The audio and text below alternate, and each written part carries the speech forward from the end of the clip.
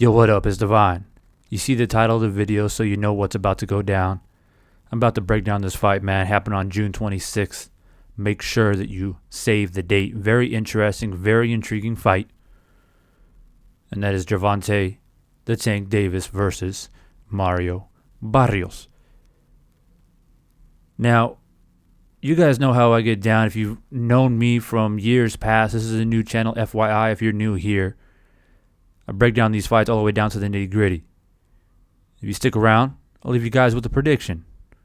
That's usually how I do it. But it's important to let your guys' minds expand on the fighters a little bit. Not everyone watches these smaller weight classes. You may be a big Tank Davis fan. You may be one of the rare individuals who thinks that Mario's going to win this fight. Because let's face it, Tank Davis is the man that's supposed to win the fight. He's the favored fighter. I'm not sure on the odds. I didn't go that deep into it, but he's supposed to win this fight.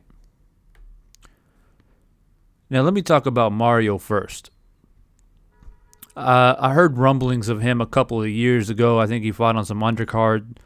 I think he fought on like the Earl Spence undercard one time, and he got a KO in that fight early, like second or third round. I can't remember who he fought, but when this fight was announced and I saw the name Mario pop up, I immediately was like, oh yeah, I remember that dude. And I went back and dug through his resume a little bit and watched a few more of his fights. Now, when it comes to physical attributes, because that's one of the most popular talking points in this fight, is how much bigger he is than Tank Davis. He's 5'10", okay, and he's going to have, a 3-4 inch height advantage, and he's going to have a massive reach advantage in this fight. Now, that's not necessarily a deal breaker. You know, we all know that Davis fought Leo Santa Cruz, and it was a decent fight up until the point that Santa Cruz got his ass knocked out. So we know that Davis can deal with guys that are taller and bigger than him and longer than him. But different than, I think the big difference between a Leo Santa Cruz and a Mario Barrio is that Mario reminds me a little bit more of, in his prime, young Diego Corrales. If you guys have been around, you guys should know who he is. Unfortunately, rest in peace, he's no longer with us. Was in a horrific accident years back. But he was the guy when Mayweather was fighting at 130, 135 range. He was a guy that's supposed to destroy Mayweather. This is the guy they built up. He's too long, he's too big, he's too strong. And at 130, he was 5'10 and a half. Okay. A very big lightweight. And he was knocking dudes out. He was vicious to the body. He had a hell of a chin. And he was a straight up warrior. And so we all kind of know that that's how Diego, if you know who he was, how he was built up going into a fight with Floyd Mayweather. And Mario reminds me a lot of him.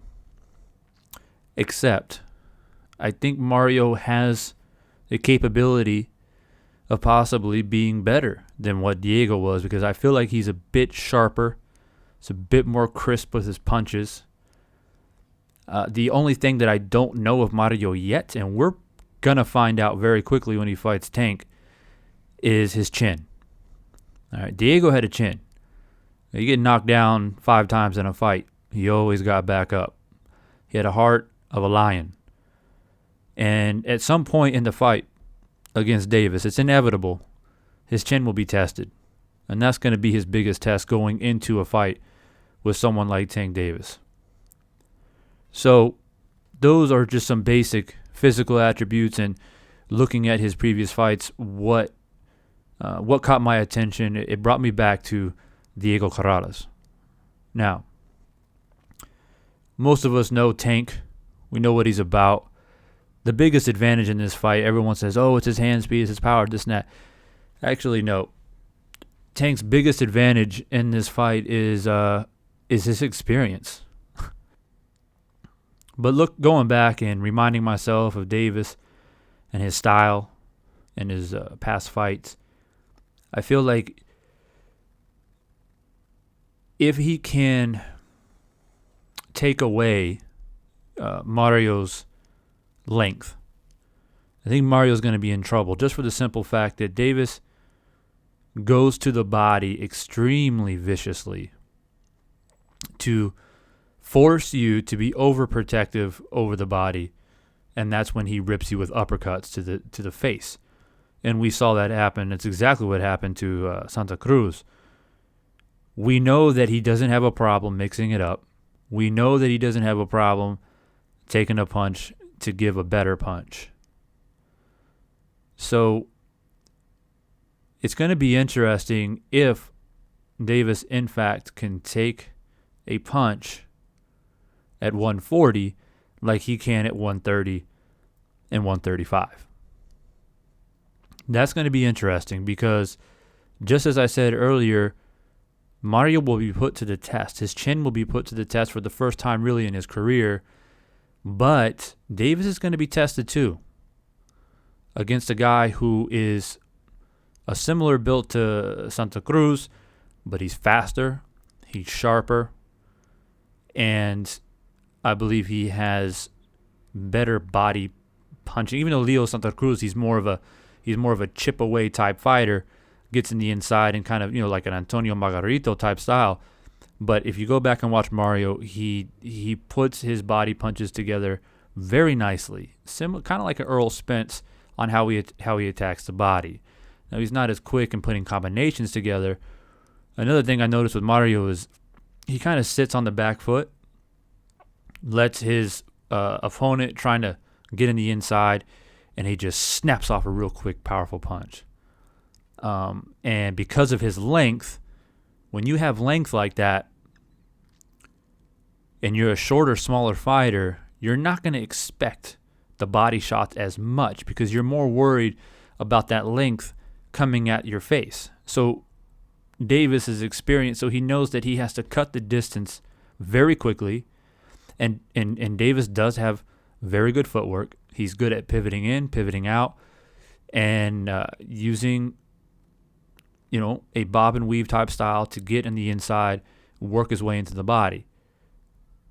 But there will be some vicious body shots by Mario into Davis, and really it's just a question of if Davis can withstand the length, the height, and the power which Mario will have. He's a natural super lightweight that can fight at welterweight. So we know that he's going to carry all of his strength and weight. Davis is going to have to bring his power up with him. So it'll be an interesting fight, as I said. All right, well, official prediction. I think this is going to be a fairly it'll be a fairly slow fight. Round 1 to 4. It's going to pick up in the middle rounds. I see it being a dogfight, both fighters having their moments. But I see Davis getting into the body, cutting off the range, figuring Mario out. His experience will, finish the day. And he's going to have to take some damage, though. It'll be another battle scar for Davis, and it's only going to make him a better fighter. But I think he's going to get through it, and I got him late round stoppage, maybe like 9 or 10. Maybe a little bit earlier than that, but I'm going to go 9-10 late stoppage. I think he's going to be able to figure out Mario, get in the inside, and just start throwing those vicious combinations on the inside. And I One thing I didn't notice from Mario is exquisite defense. He's okay at range. If he can keep you at the end of his punches, he's pretty good. But he's working when he has to work on the inside with a smaller, powerful fighter that's ripping up and ripping down and constantly putting his head in your chest. I think that he won't be able to get out of the way enough. So those are my final thoughts. Leave your comments, like, subscribe, and all that good stuff. I got a lot of good content to put out with you guys. I got to continue the whole Earl Spence Pacquiao. I got to talk a little bit more about Deontay Wilder. I'm going to talk about a lot of other fights that are coming up. So stay tuned. Make sure you subscribe. Hit that notification bell. And I'll check you guys later. Peace.